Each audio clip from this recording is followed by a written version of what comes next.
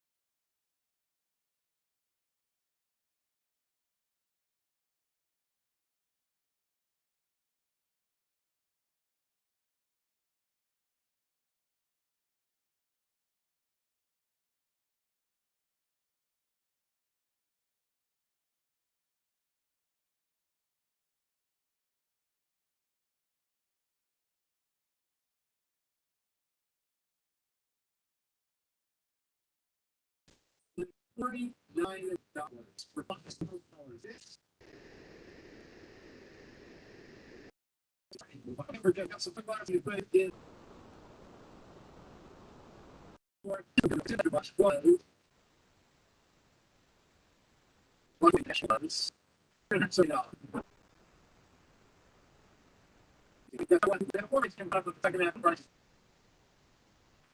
Right here.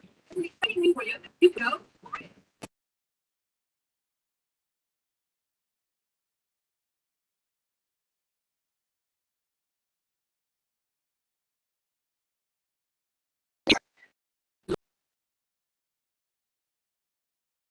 Okay, do you hear?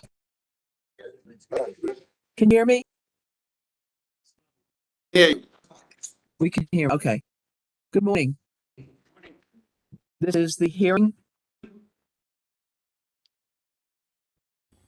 Mary? Attorney.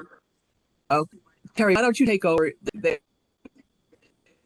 All right, I will. Okay, I'm going to start the hearing. I'm going to read a letter from the governor. I am pleased to nominate Mary Gallant Cote to the position of Clerk Magistrate of the Berkshire District Juvenile Court, Berkshire Juvenile Court. I submit this nomination to the advice and consent of the Executive Council pursuant to Part 2, Chapter 2 of the Constitution of the Commonwealth of Massachusetts. I'm enclosing the nominee's resume for convenience. Sincerely, Charles Baker, Governor. Why don't you tell us who you have here? morning, everybody. This is my father, Albert Gallant, and this is my mother, Lynn Gallant. Great. And for the councilors that are present in the room, everybody's here, but we have Councilor Ferrara, we have Councilor Ainala, we have Councilor Paul, and we have Councilor Juvenile. We're going to start with your witnesses, I think, are on Zoom. Is that correct? That's correct. Okay. And Judge Shaw, Judge, can you hear us? Yes, I can. Can you hear me? Judge, we'd love to hear from you. What would you like to say about the nominee? Well, first I'd like to say good morning to everyone and begin by thanking the Governor's Council not only for taking into consideration my comments today, but I also need to say that 6 years ago in May, I sat in that very same chair before you and was fortunate enough to be confirmed as Associate Justice of the Juvenile Court. I will forever be. Judge, when you're here, you learn about the law of brevity, right? I did. And I'd get right to it. Thank you for testimony. Well, I am very mindful of your time, and I have jotted down some notes, and I do intend to keep it brief, but I certainly could go on for hours about Attorney Gallant Cote. She is just an outstanding candidate, and I'm thrilled that she sits before you today, nominated for the Clerk Magistrate position. I just want to briefly point out that I was a DCF attorney in Berkshire County for about 13 years. I was then Assistant Clerk Magistrate in Hampden County for 4 years before being appointed to the bench. So I've had an opportunity to not only know Berkshire County well, but also observe Attorney Gallant Cote in her different roles from those different perspectives. I think that gives me a unique set of lenses to talk about her skills and abilities and the reason why I so strongly support her candidacy. One of the first reasons that shouldn't go without saying is that she knows the law, the rules, the statutes, the procedures inside and out. I find many times when she's presenting a case before me, I start to jot down questions, things that I want to ask before she's done. And usually by the time she's done, she's already answered every question that I had. She thinks ahead, she strategizes, she's prepared for everything. And I see the skills as being necessary in a clerk magistrate. Another important set of skills that Attorney Gallant Cote has is that she is a real problem solver. She has the ability to stay calm when everyone else starts to escalate. And I think people are drawn to that calmness. With that, then, she can gather people together, identify problems, talk about possible solutions, and then make things happen. To me, that's a critical skill for a clerk magistrate. She also treats people with such tremendous respect. And I have seen her in situations where parents who might have mental health issues or are in the throes of withdrawal from addiction get pretty aggressive with her from the witness stand. And I am always amazed at her ability to remain calm, professional, and treat people with respect, to the point that often that's what leads to resolutions that she's able to coordinate on her own rather than relying on me as a judge to make those decisions. I appreciate when it's a particularly complex case, Attorney Gallant Cote stands and says that she's there to represent the department, because I know it'll be a steady hand guiding that case through the process and come up with a solution that's going to keep the child safe and work for everyone else involved. Lastly, I think one of the most important skills that she has is this ability to work across boundaries. You know, the clerk magistrate position is unique because they are part of a triumvirate that makes every court work. The judicial department, the probation department, and the clerk magistrate's office all have their own responsibilities. They all have boundaries that need to be recognized, and they all need to work together collaboratively in order to make a court work. And I can't think of a better person for Berkshire County to take on that role and do that work with the other departments. So for those reasons, and as I said, many more that I can describe, I wholeheartedly support her candidacy. I think she'll be a tremendous asset to Berkshire County and to the juvenile court as a whole. I'm certainly willing to answer any questions anyone might have, but I am mindful of your time. Thank you. We appreciate your testimony. Does anybody have any questions? Okay, thank you, Judge. We're going to call next Dr. Paul Weitzer, Professor of Economics, History, and Political Science at Pittsburgh State College. It's a big title, Professor. Thanks. I appreciate your time this morning as well, and I appreciate the judge's testimony also. I'll be brief too, but I appreciate the chance to share my experiences with you today. I've been married for more than 20 years at this point, which is a lot. She was among the first cohort of students that I had the opportunity to work with when I came to Pittsburgh State University, but she stood out right away from that group. When I started the moot court program at the school back in the year 2000, Mary was one of 4 students on that inaugural team. She competed for 2 seasons in American Moot Court Association National Championship tournaments, where she and her partner performed admirably and enjoyed great success. The experience allowed me to see firsthand how well developed at a very young age her skills were and how much potential she had, and I was very fortunate to have a very small role in helping her realize that potential. As our moot court program grew both in size and prominence, I began the practice of having Pittsburgh State alums who did moot court as students come back and work with students as well and help in coaching the teams.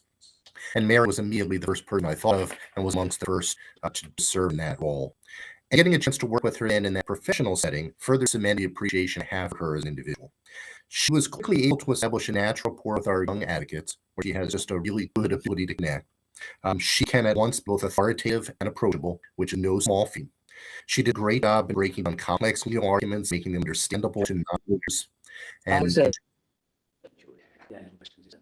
people really understand my back. topics. I'm sorry. A little technical issue, that's all. Okay, go ahead, Professor. I'll continue. Mood board is an activity, particularly at the undergraduate level. Also put competitors under great pressure and stress. And Mary does a great job helping people deal with those emotions, yet still thrive, be able to process things in the moment. She showed great commitment to providing service to our program to the young people that we serve. She would drive more than an hour each way to help each our class, and I should point out that so for very little money. Her passion to the school and to the program and to helping young advocates develop their skills so that they can follow the path that she did was evident, and I'm so appreciative of that. She served as co-general for 5 seasons until she had her own child, but she has remained actively connected to her state and court throughout her career. She continues to come back annually, serve as a judge at our regional competitions. She has recruited other legal professionals to do the same. It's her ongoing commitment to service, was why I am here today with you. I will say I followed her career from afar. Professionally, she's eminently qualified for this position. Has served both a state certified advocate for the rights of children and in her current position working for DCF. She's been on both sides of the courtroom and they'll clearly understand all perspectives that are involved. Having worked as a solo practitioner and a very large bureaucratic state agency, she's shown the ability to work any type of setting and thrive in any type of setting. And finally, I just want to say that I find Mary to be of the highest personal integrity. She is a very progressive individual. She's a very passionate individual. She is fully committed to seeing development of each person as an individual. She has the right skill and the right temperament for this job, and she'll be an outstanding clerk magistrate. I recommend her to you without reservation. Thank you very much, Doctor. We appreciate your testimony. Does anybody have any questions of the doctor? Okay. Thank you very much. At this point, I'm going to ask if there's anybody in opposition to the nominee. Would you mind coming out and see if there's anybody waiting to come in and testify against you? Sure. Okay. Here and we'll close that portion of the hearing, and the floor is yours.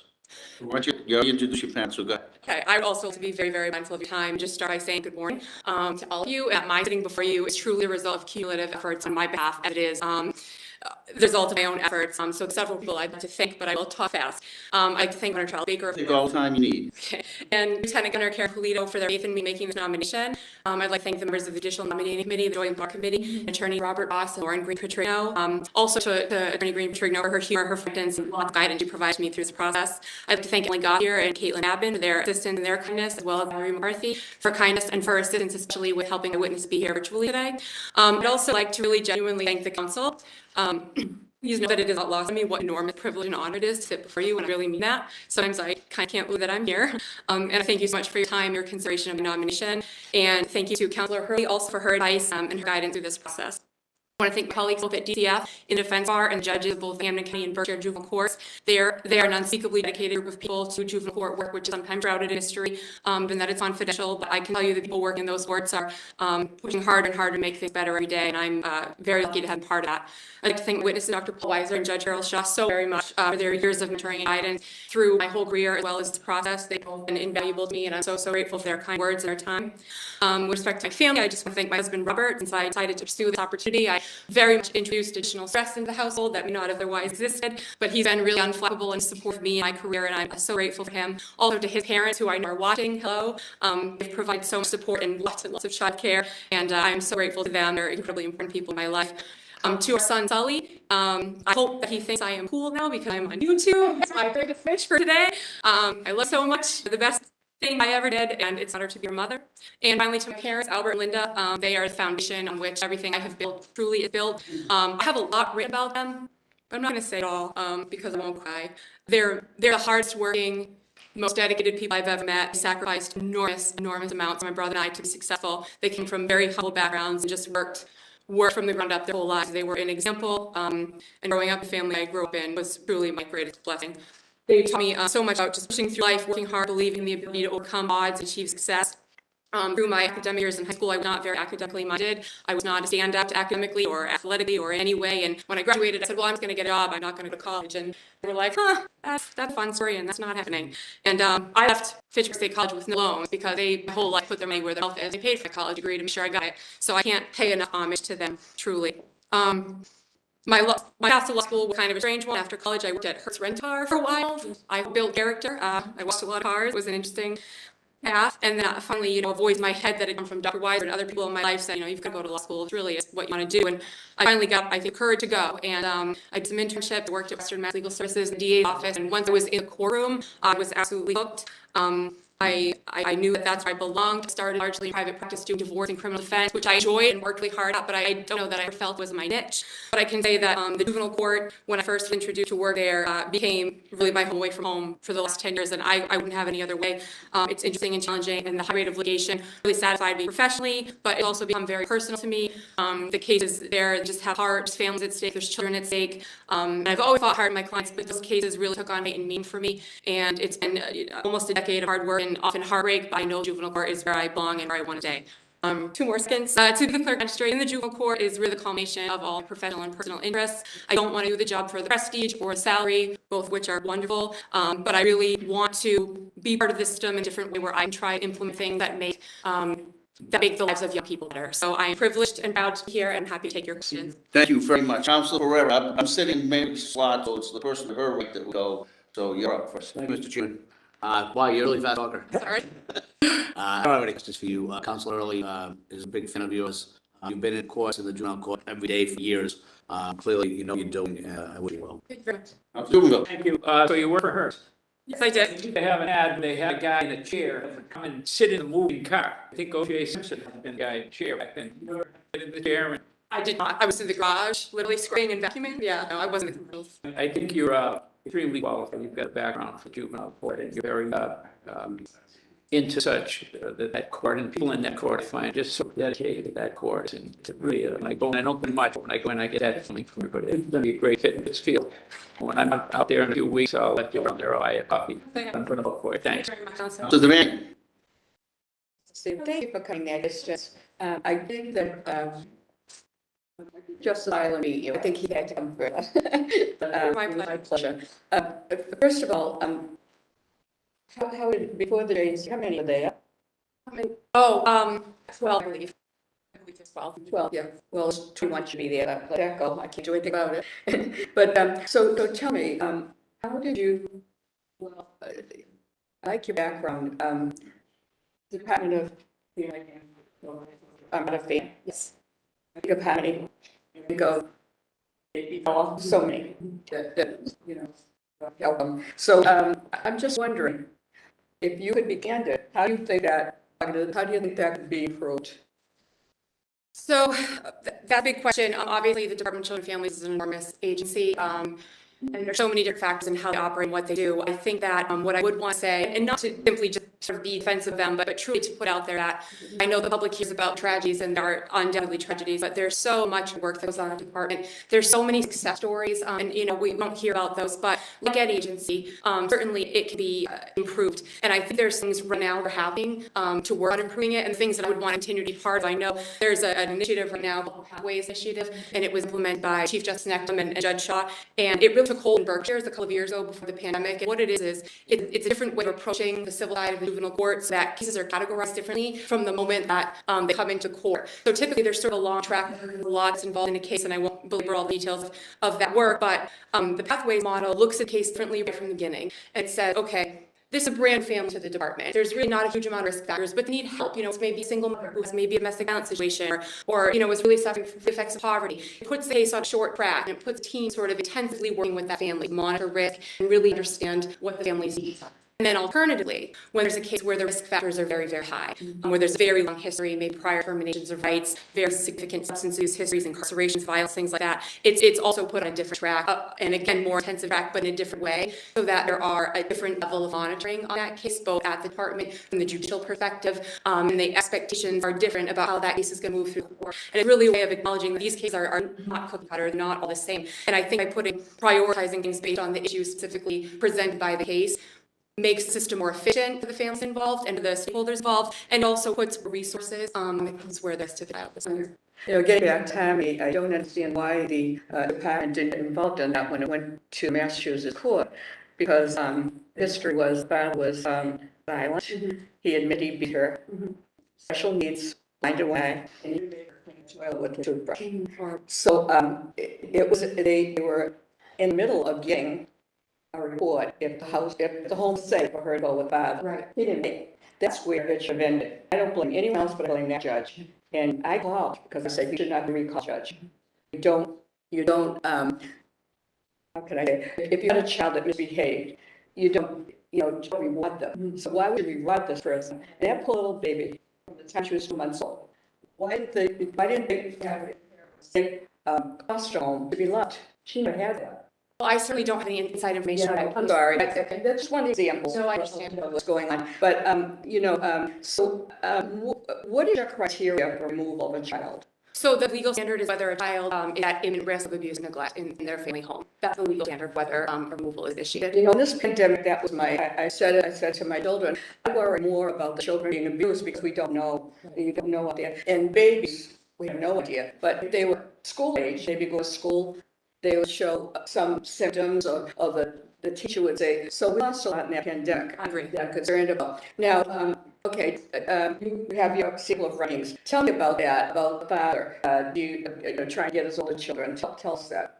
So that's one of the first cases I ever did in the juvenile court, and it was a situation, and I can't provide a lot of identifying information, but it was a situation where a child accused father of sexual abuse. And I wrote about that case only because it was the first real confrontation I had with just how complex the circumstances could be, trying to root out facts, and the different players in the case had very strong positions on what should happen. But it was a case that really challenged me professionally because it's difficult subject matter, and it really taught me, that you have to fight for your client. I did believe the result of the case was just personally. He did reunify with his other children, and my understanding is that they've all gone on to be very happy and successful. I wrote about that case specifically because I think as lawyers and in jobs clerk magistrate, you can find really, really difficult situations, things that are not comfortable to talk about and not comfortable to exist, but that was a real example of me sort of maintaining professionalism, working within the system, despite a really difficult set of facts. When a case remains open, and so what happens to the child in question at that time? Because, you had a case 2021, 11 consecutive days, and that case is still out there. What happens to the child? Because it's about parental rights and the child's mother. So in the meantime, where is the child? The child was with family the entire time, throughout the entirety of the case. He was in an uninterrupted placement through the department with a very close family member. That family member actually going to be the child's permanency resource, meaning they're adopting him. So that was a very solid and good situation where, despite the complexity of legal situation that was surrounding him, he was just living with family, going to school, going to camp, child life. Of course, it's affected by proceedings. I would never say otherwise. But he really was maintained in a loving home, and he still is, and is doing wonderful. But sexual abuse is something a child, it's one, and talk about it to you, and we met day for all the time. He had a friend, and his daughter was at the daycare center. It was very publicized in Medwood, and she was 3 years old, and she used to come home sometimes with someone else's panties, some with blended pants, sometimes, it turned out that he was guilty, as he was guilty, and so it came before us, and if the governor had voted yes, then it would come before us, but voted no. But that girl is a woman now. She's a forensic specialist. She's in California, and she's never had a lasting relationship. She's been engaged twice. That affected her life, all her life, to be abused, sexually abused. So I just think, it's so important who we have, because we're hearing this all the time in schools and everything. They're everywhere. So, so tell me, how did you get into this legal work that would attract you to do this? So I started, as I said, largely in probate family court, doing divorces and custodies and guardianships and things like that. And then just by way of referrals from a colleague, I think is how I got the first care and protection case in juvenile court. I would say it was around 2009. And I don't know if I can pinpoint why it was fit, but I really liked it. I liked the judges. I liked the body of law that runs the juvenile court. I liked the people I was working with there. And I liked, this is going to sound very cheesy, but I felt like from an advocacy standpoint, you could really make a difference in the juvenile court. It's not work that attracts a lot of people. It's kind of the third rail sometimes. I don't know that people love it there, but I just really felt like I connected with it. So I did it privately for a few years as I came in here and there. And then in 2013, I went through the CCS training to be certified to take basically a bar advocate, but for the juvenile court, represent children, parents. After that certification, up until I took a job at DCF in 2016. What changes would you like to make in, if you could, in the agency that oversees, children and families? You must have seen it, and I know it's happy to say that now, but there are cases that fall with the cracks, and they don't even know that the child is not at a home or whatever. You see this a problem, it's been going on for years. I know Jeff Block, when he was there, he did a wonderful job. He really did. He worked hard, helped a lot of people. He helped a lot of women who had been prostitutes and their children taken away. He has rehabilitated and gave them a home and everything. He's done a lot of those things. So I know that's the good part, but I'm very upset about hearing the president, you know, and and like I said, the pandemic really concerned me. Like, I don't know, how did you operate the pandemic? So the department operated largely virtual during the pandemic. Home visits and visits were over Zoom largely. There were circumstances where Commissioner would authorize people to go into the homes and, circumstances where we were aware of a very high risk or an emergency situation, but it was largely virtual. I will say that following some of the, tragedies that have been publicized, the department has made some strides in that area to try to make things better. I know they recently implemented a new notification policy that's been rolled out, and what that did require high levels of management to review a situation where a child is on the way home, the reunification process, and it also involves the legal team in a way that it might not ordinarily have been. So now, before a decision is made to send a child home, there's a much more comprehensive review of case at a higher level of legal and clinical management to ensure that that's safe. So there's a lot of things that are being worked on to improve, I like the idea that you work in private practice. So tell me, how does that add to your ability to be clerk magistrate? Sure. Well, I think private practice is kind of a whole different beast. And what I would say first is that really logistically, I think a lot of the skills translate. I had to do all of my bookkeeping, record keeping. I had a part-time employee at one point, so having payroll, taxes, and all those things. So, of course, I'm much smaller scale in a clerk magistrate office. It's a juvenile court you're going to, right? Yes. I actually volunteered for a year in the court as a volunteer counselor, juveniles on probation. And, from my little world with 4 children and, never really went, we didn't have a car, so I went for a ride. You have a stereotype about juveniles, and I got to know each of them one-on-one, and it took a long time to get their confidence. And some of the horrific stories, lives that they lived, teenage girl locked in her room, while the mother's a prostitute, and after the night she doesn't know who her father is. Those are the things that people really don't understand. And it was a good experience for me, because how would I ever be, see that? So, when you think of all positions, what do you think gives you the most out of that to be a successful clerk magistrate? I think definitely my work as a defense attorney in the juvenile court, because that was an opportunity for a lot of years where I got to know the people as human beings and not as a caseload, which at the department, sometimes it's more of a caseload situation. But on the defense side, I represent a lot of children who have the type of life that you've described. You're in there and you're in foster home with them. You're getting to know them as a person and talking about their problems in school, their problems at home, what they need to do better. And so also working with parents, there's a lot of stigma about a lot of these parents who have horrible addiction issues. They're stuck in a cycle of violence. They really have struggled, and it's a balancing act. The right for children. Your children would say you had one spouse that killed the other. Tell us about that. Council, they get 15 minutes is expired every time. So we're going on to Council INL. Council INL. Thank you very much. I spoke with Council Hurley. He's very supportive of us. Great to see you taking hands into that. It's going to be a great addition to the system. And your name comes for us this week. I'm more happy to support you. Thank you very much, Council. So Doug. Thank you. You're eminently qualified, Mr. I have no questions. Thank you so much. I actually find your resume a bit refreshing, some of the practicality Thank you. experience. I think it's very relevant to, sorry, Excuse me, she's. I find it very relevant to the position. Thank you. I appreciate that very much. Thank you. Thank you, Council Paulo. Thank you, Mr. Chair. Just ask you a couple questions. You represent CRAs. Yes. Have you ever observed judges putting conditions on CRAs that you found inappropriate? Yes. And what would have been the basis for you finding them inappropriate? I think what's difficult in CRA situation is I do feel, and this with the greatest due respect to the judge's position I have not served in, is that I think there's an expectation that kids that are really struggling and then follow more rules and more guidelines and more impositions. And I don't think it addresses the struggle. Is that a false assumption that kids can do that? Is it a false assumption that kids will respond to new rules and new expectations? I don't know that I'd go so far as to say false. I know there are certainly some kids who thrive within the structure, but I do think that there's a fair amount of research that shows us that a different approach might be more effective. Have you visited any group homes where folks with children in Yes. For area of the state we I sent. represent many adolescent boys on the CPC side or in group homes that would meet them there regularly, yes. And so that would inform your work as a Absolutely. magistrate, I presume. Absolutely. And how about Grafton Juvenile Court? Did you meet a lot of children there who were also court involved? My role with them wasn't really, that was a very entry-level position when I worked there, but they were, a lot of them had come through the foster care system or were court involved, yes.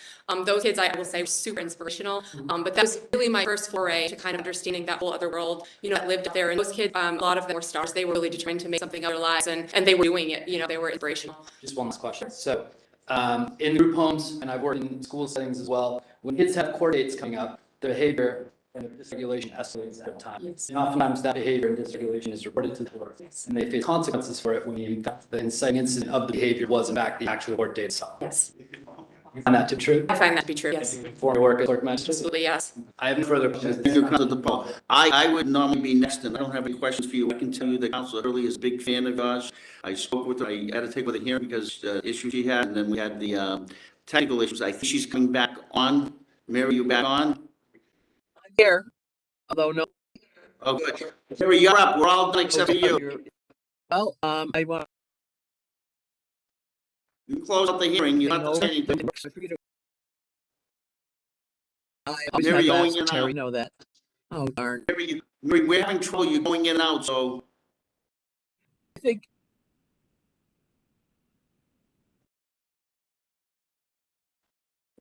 Did a great job. And